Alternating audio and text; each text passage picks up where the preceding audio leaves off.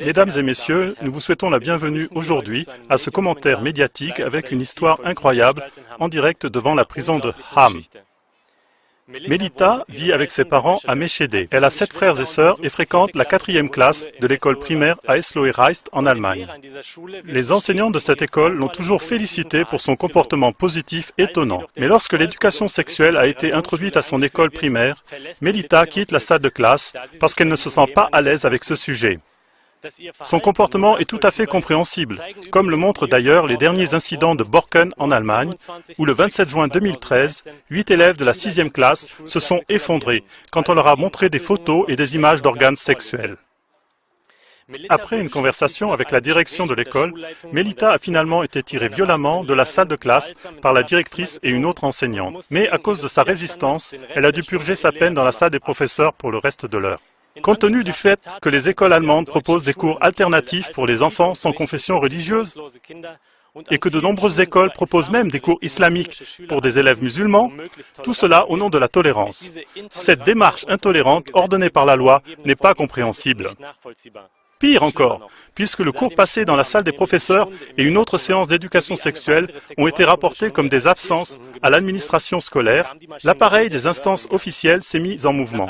Après une amende pénale suivie d'un refus de paiement de la part des parents de Melita, entraînant une accusation devant le tribunal, puis la visite de l'huissier de justice, et puis l'affaire est transmise au tribunal régional supérieur, où les parents n'étaient plus autorisés à se défendre eux-mêmes. Après une dernière demande de paiement, Eugène M., le père de Melita, a finalement été informé que lui et sa femme Louise sont condamnés à une peine de prison d'1 jour. Et ils ont été priés de prendre contact volontairement avec le tribunal responsable. Comme Eugène M. était convaincu de son innocence, il a refusé de s'y plier et il a donc été emmené par des agents pénitentiaires et finalement emprisonné. Sa femme, Louise, enceinte, a fait l'objet de la même sentence. Il reste à voir comment les autorités procéderont à son égard à cause de sa grossesse. À présent, nous voilà, mesdames et messieurs, en attente devant la prison. Non pas pour accueillir un meurtrier ou un violeur, mais Eugène M., un père de famille, qui est préoccupé par le bien-être de ses enfants et qui a accepté même d'aller en prison pour cela. Malheureusement, nous ne parlons pas d'un cas particulier, car dans le passé récent, plusieurs parents qui voulaient protéger leurs enfants de ces cours ont déjà été emprisonnés. Déjà, en 2010, l'édition COP a rapporté plusieurs cas où les pères et les mères ont été emprisonnés pendant des semaines parce qu'ils n'ont pas envoyé leurs enfants aux cours d'éducation sexuelle. Dans les masses médias, on n'a pratiquement rien entendu au sujet de ces cas choquants, ce qui doit d'autant plus nous obliger à dévoiler au public ces situations désastreuses. Si nous ne cessons pas de cataloguer comme immatures des parents inquiets, et si nous leur enlevons tout pouvoir de décision sur leurs enfants, alors nous ne devrons pas être surpris que le taux de natalité continue à baisser rapidement et que les familles nombreuses, qui forment les piliers d'un pays sain, quitteront notre pays. Ce serait notre perte totale. Nous espérons maintenant que Eugène M., après sa mise en liberté, voudra bien répondre à quelques questions. Wie lange schweigt die Politik zu diesem Skandal? Wie lange schweigt die Politik zu diesem Skandal? Wie lange schweigt die Politik zu diesem Skandal? Wir brauchen Liebe und kein Sex. Wir brauchen Liebe und kein Sex. Wir brauchen Liebe und keine Zwangserziehung. Vous avez participé à cette manifestation aujourd'hui. Qu'est-ce que vous pensez du jugement? Eh bien, je trouve quand même intéressant qu'un père soit condamné parce qu'il sort son enfant d'un cours où on travaille avec du matériel pornographique. Par ailleurs, il existe des lois qui protègent les enfants s'ils entrent en contact avec du matériel pornographique. C'est répréhensible. Et maintenant, ce père protège son enfant contre cela et il atterrit en prison. C'est absurde. J'aimerais bien savoir ce qui fait de telles choses. Je veux savoir quel juge prononce de tels jugements.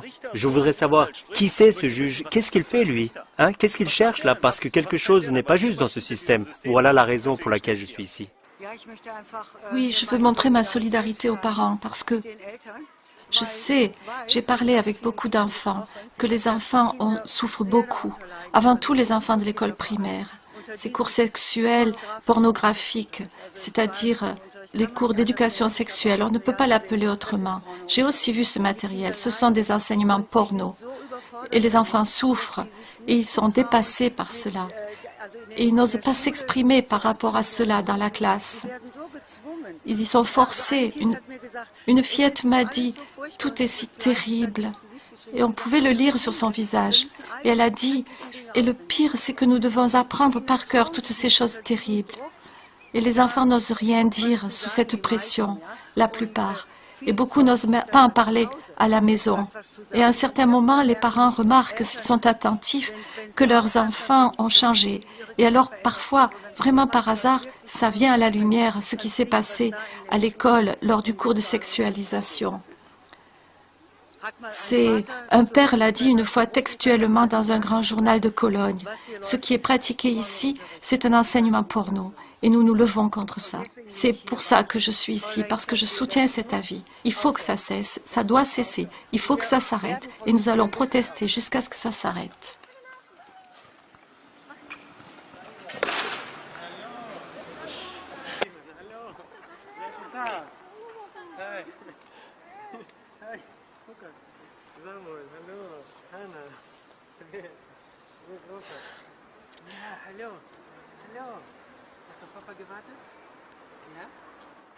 Vous venez juste de sortir de prison. Est-ce que je peux vous poser quelques questions? Oui, volontiers. Comment vous vous sentez maintenant que vous êtes libre? En tout cas, je me sens plus libre. C'est un sentiment bizarre d'être enfermé en prison pour quelque chose dont, en fait, au sens propre, on n'est pas coupable et on est privé de la liberté, ce qui appartient à tout le monde et qui, après tout, la chose la plus importante dans la vie d'une personne. Et puis, être mis en prison simplement pour 2 heures où ma fille a manqué le cours d'éducation sexuelle parce que ma fille n'arrivait pas à supporter ce cours. Où votre fille a-t-elle trouvé le courage de quitter le cours?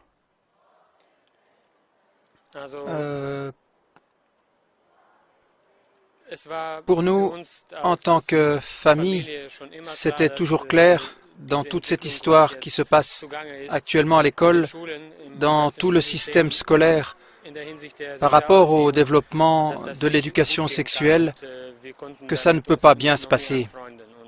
Et nous n'avons jamais pu nous accommoder.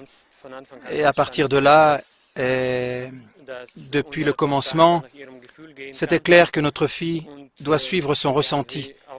Et nous l'avons aussi encouragée dans cette voie à tenir ferme lorsqu'elle sent que c'est pas bon pour elle, qu'elle pouvait aussi quitter la salle de classe. Vous venez de passer une nuit en prison. Est-ce que vous pensez que ce sacrifice a servi à quelque chose? Bien sûr, bien sûr. Rien que cette interview avec vous, et puis la publication de toute cette histoire sert à quelque chose.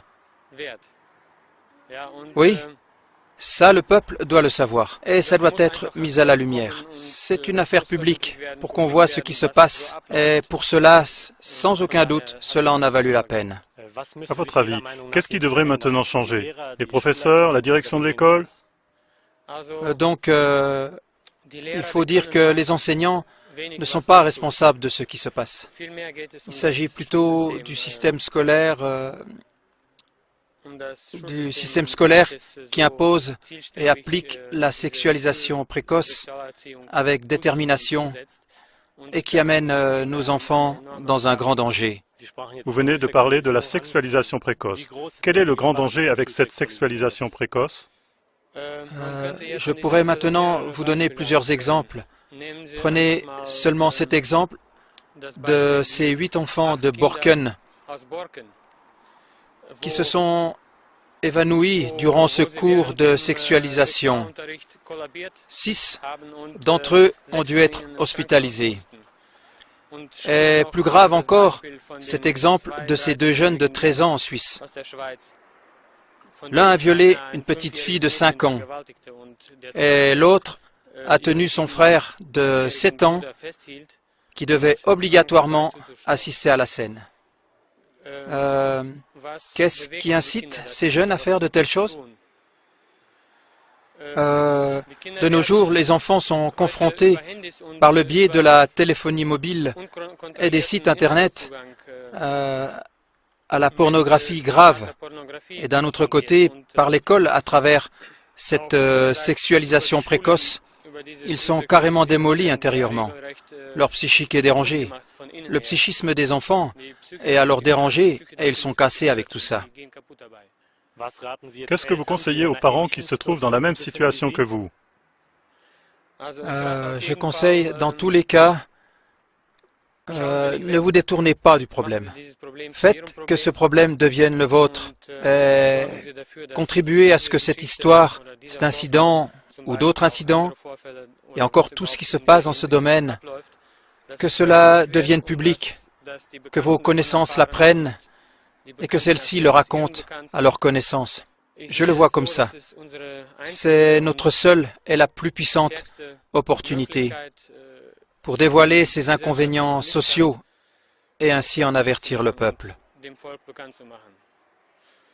Au nom de mes enfants, je voudrais remercier tous ceux ici qui s'investissent pour cette cause et qui deviennent actifs maintenant.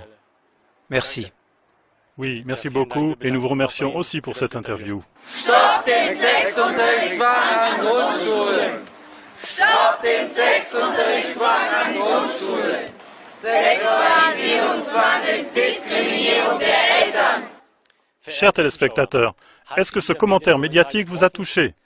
Êtes-vous bouleversé par tant d'injustice et de dissimulation de la part des masses médias? Alors, ne permettez pas que ce sujet continue à être balayé sous le tapis et informez vos voisins, informez vos amis. Du matériel d'information plus détaillé sur ce sujet préoccupant est à consulter sur www.klagemuir.tv. Nous vous remercions pour votre attention et nous vous souhaitons encore une bonne soirée.